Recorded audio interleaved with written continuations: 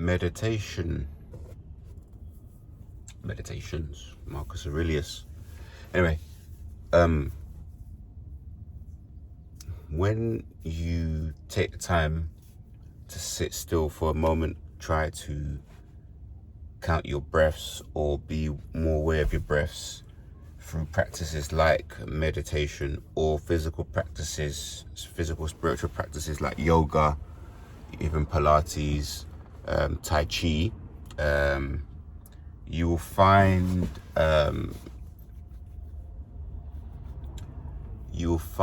that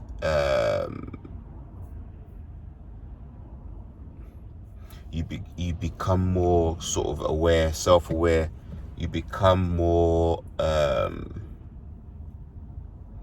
grounded in yourself, in your body, and you pick up on things. Your sort of scope of sensitivity gets bigger. And one thing that I remember and I recall and I sense is that cluster B individuals, narc individuals, they tend to move a certain way physically. And I don't know if it's my intuition picking up on that, or I don't know if it's an actuality of how things are. But if you see the way people walk, I found that in my past, narcissist relationship number 3, she walked in a very highly seductive kind of way. And I've seen some ladies walking that way now, where it's a very performative walk, where it's sort of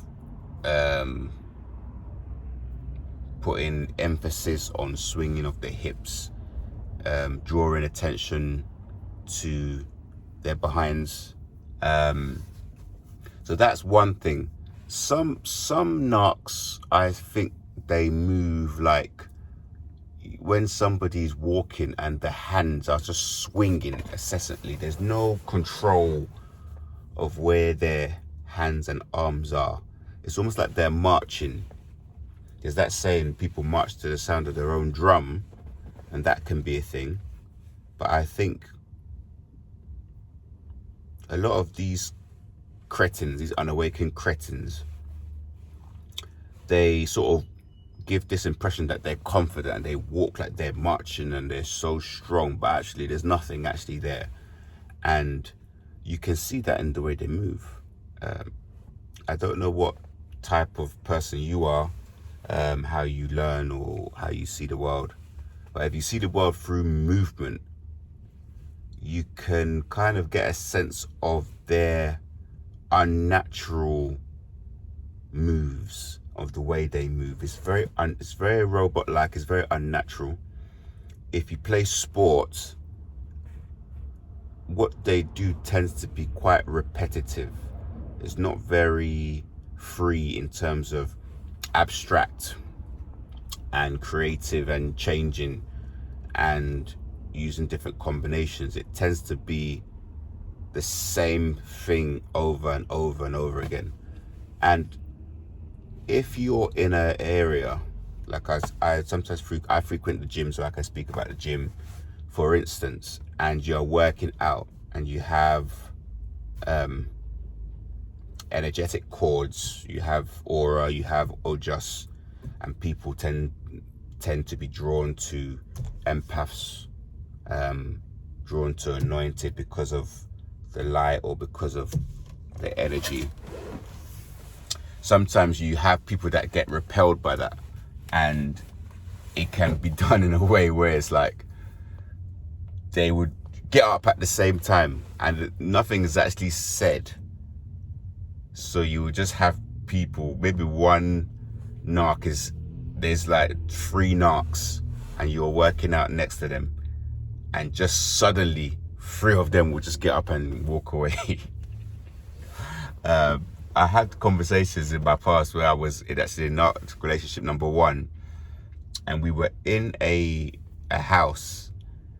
It was myself and 3 of them. I didn't realize what was going on at that time, But the way narcs behave is that if you can't prove it, it didn't happen. So because it was a situation where we were all out somewhere and we had gone back somewhere, and I think one of the girls or two had boyfriends, and it was me and narc relationship number one. Now in my mind, it's just friends hanging out, but in their mind it could have been something else. There was a lot of drinking and things going on like that, things things going on. But at the end of the day, there was a time we were having a conversation and two of them were sat next to me on a chair, sat next to me, and they were like hinting at certain things.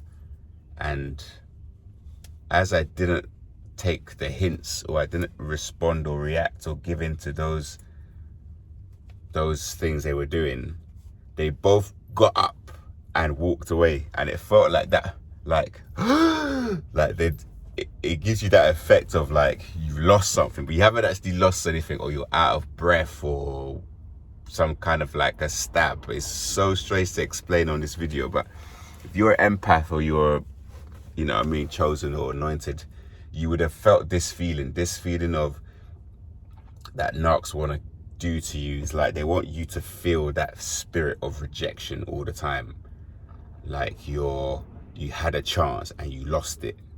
Even yesterday I was at an event and there was a song there was a song playing out of the big system, and I started to sing the song. And as I was singing it, this girl that I met her last year, but I don't know her, was there, and she was looking at me and she was singing the song in tune, like we were both singing the song, and out of nowhere she just looked away and and it was like done in a way like, I'm not singing it to you, like it's such a strange phenomenon, this thing. It's like they want your attention, they want you to feel something, but they want to also project onto us this feeling, this lack, this kind of like abandonment wound, this kind of you're not worthy, this discouragement feeling all the time. And girls are always looking for reasons to disqualify guys anyway, so that could have been the thing. But I wanted to touch on this video about the movement of these people. It's something that you will notice the more you kind of get yourself out there, you start on your healing journey. You're gonna notice how narcs move physically. They don't move in a natural way or a smooth way, calm way. It's either kind of like they're on a catwalk. They're walking like so confident and they're on a catwalk, and it's like, if it's a guy, it's like he's so strong and up there, and if it's a woman, she's has this prowess. And sometimes even after I work out and I'm feeling good and the endorphins are flowing, I have to sometimes just keep myself really quiet and just walk out calmly, because our confidence is always mislabeled as arrogance anyway, but ours is real. Even if you're like telling your story to people, telling your story isn't smear campaign or rumor mill. Telling your story is you just speaking your truth. So don't get it twisted, man. We're not like narcozoids, lizard people, energy vampires, these cretins, these cluster bees. Although we can sometimes behave like them, and we can get narc fleas, we can get involved in low vibrational behaviors, but we never stay there. Well, we're good at taking blame for things that happen. But the thing is, we have to always remember that, we can self-reflect and we can heal, and we can stay off badness and stay in sort of good behaviors for very long periods of time and be independent of people, whereas these people can't. Just wanted to make that video today, so speak to you soon.